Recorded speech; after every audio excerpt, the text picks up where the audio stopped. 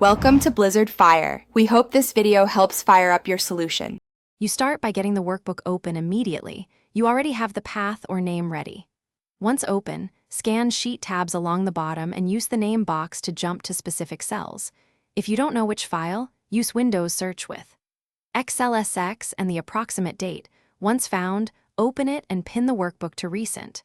Make sure to enable editing if protected so the next steps work without interruption. After opening, you zero in on the data using both simple and advanced tools. First, use Ctrl+F to locate exact text or numbers. If results are many, apply auto filter on headers and filter by value or condition so you only see relevant rows.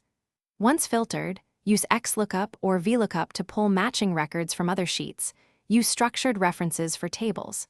If data repeats, convert the range to a table to maintain filters and formulas as you finish by verifying your findings so you can trust the outcome. You should use conditional formatting to flag duplicates, blanks, or outliers, then cross-check totals with subtotal or sumifs. Once validated, freeze the header row to keep context while reviewing and save a copy or export a CSV for sharing. If things go wrong, try reopening a backup or remove filters and rerun Ctrl+F to confirm you didn't hide rows. That single check resolves most missing data issues. Thanks for watching. If you found this helpful, don't forget to like and subscribe.